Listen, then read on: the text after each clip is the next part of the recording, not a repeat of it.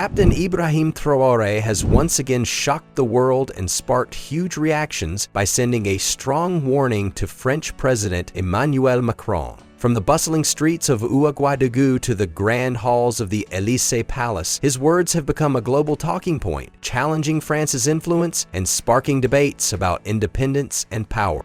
Can Traoré's words change everything? Let's find out.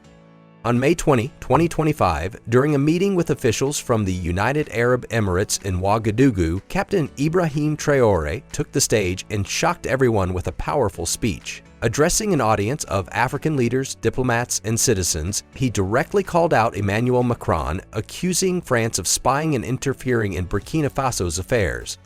Traoré held up documents, claiming they were proof of French intelligence operations aimed at destabilizing his government. His words were sharp and firm. "Macron, your time of meddling in Africa is over. We have the evidence and we will not bow to your schemes." But the warning was not just about France secretly spying on Burkina Faso.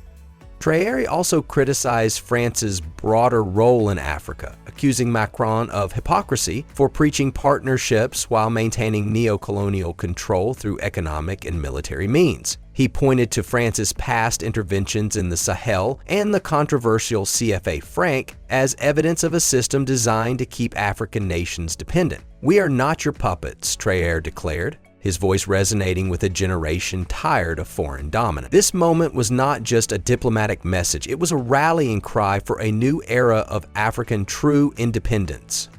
This was not just a regular speech, it was a bold public call-out of a global power. Traoré claimed that France, under Macron's leadership, was actively working to weaken Burkina Faso's true independence. What happened next was nothing short of explosive.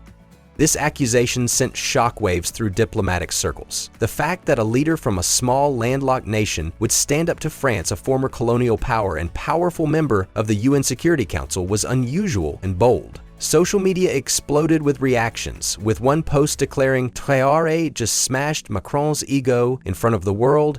Another post hailed him as a champion of African liberation, stating, "What happened to Thomas Sankara will never happen again. Macron, you can never remove Captain Ibrahim Traoré from power." That was not all, but why does Traoré's bold stance matter so much on the bigger stage?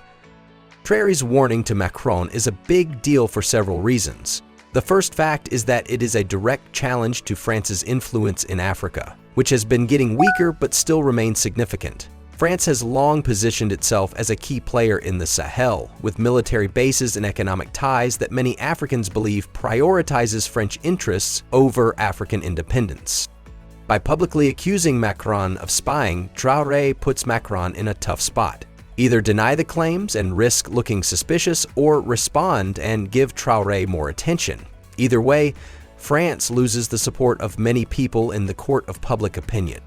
But another thing is that the timing could not be worse for Macron. Just days before Traoré's speech, Macron was in Singapore at the Shangri-La Dialogue, warning about the dangers of a divided global order driven by US-China tensions. He positioned France as a neutral, reliable partner, saying, "France is a friend and an ally of the United States, and we do cooperate with China."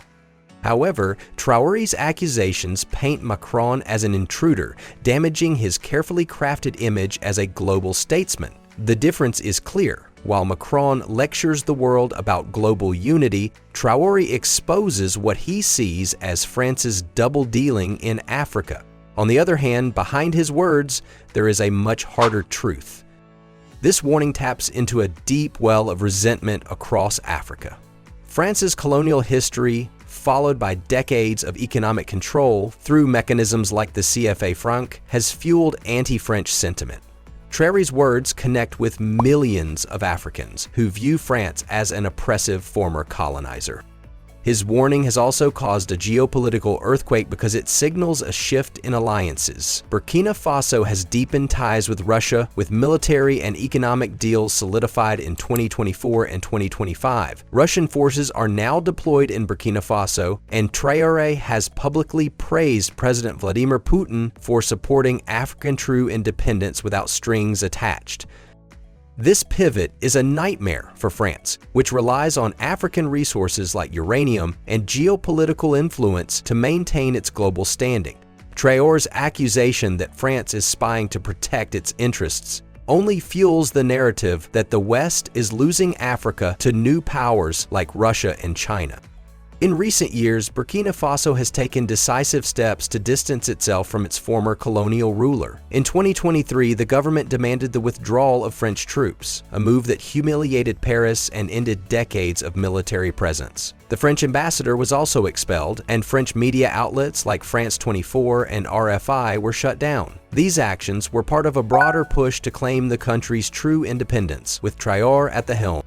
Macron, for his part, has struggled to respond. In a 2023 speech, he accused leaders like Traore of forming a Baroque alliance with Russia and China. Recently, he also accused Traore of stirring up anti-colonial sentiment for his own gain. The spying allegations Traore raised are rooted in this ongoing clash, and now the tension has escalated even further.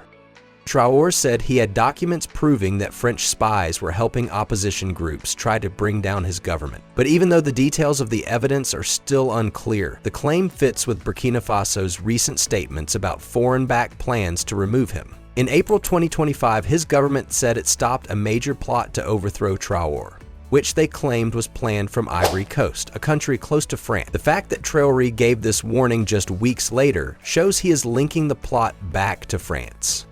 However, Macron's response has been notably restrained. French media, preoccupied with domestic stories like Brigitte Macron's viral face shove incident in Vietnam, have downplayed Traore's accusations. The Élysée Palace issued a brief statement calling the claims unproven and emphasizing France's commitment to constructive dialogue with African partners. But this muted reaction only fuels speculation that France is avoiding a direct confrontation to prevent further embarrassment. After all, Macron is already dealing with domestic woes. Critics like Ivan Rioufol have mocked him as a leader who can't even command respect from his wife, let alone handle a strong African leader like Traore. But while France stays quiet, voices around the world are growing loud. The world's reaction to Traore's warning has been intense and divided. On social media, many Africans and their supporters are calling him a hero. One person posted, "Traore is the voice of a new Africa," telling Macron and the West their time is up. Another said, "He is not just fighting for Burkina Faso, he is fighting for all of us who are tired of neocolonialism." These opinions show Traore's growing popularity, especially with young Africans who see him as a symbol of resistance. On the other hand, some Western experts and social media users are having doubts. One person warned that Traore's claims could make things worse, possibly leading to French sanctions or secret actions against him. Others are not sure if his evidence is real and think he might be using anti-French messages to gain more support at home, especially with the country's serious problems like insecurity and a weak economy. A foreign reporter posted something that went viral saying 2 million displaced, 6.5 million starving. Don't be fooled by Traore's charm. These mixed views show that while many admire Traore, others see him as a controversial leader. But beyond these debates, the bigger picture reveals a significant change underway. Traore's warning is not just a personal attack on Macron, it is a critical moment in a broader geopolitical shift. Africa is at a crossroads, with nations like Burkina Faso, Mali, and Niger rejecting Western influence in favor of partnerships with Russia and China. Traore's alignment with Moscow, cemented by military deployments and economic deals, is a direct challenge to France's traditional dominance in the Sahel. In May 2025, Traore visited Moscow, shaking hands with Vladimir Putin and discussing expanded cooperation. This move sent a clear message that Burkina Faso is charting its own path, and France is not part of it.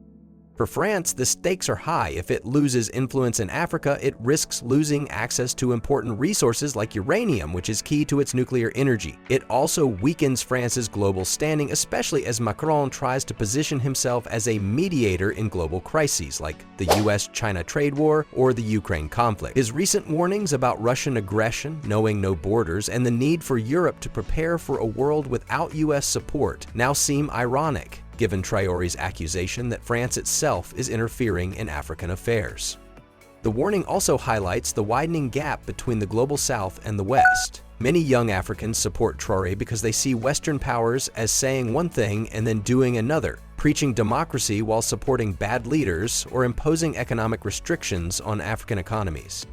The CFA francs, still used in 14 African nations, is a major issue and is seen as a way for France to stay in control. Traoré's call to Africans to decolonize their mentalities has inspired people, leading to marches in support of him in Ouagadougou and other places. But the challenge goes beyond words. Traoré's bold stance is forcing real decisions on the table.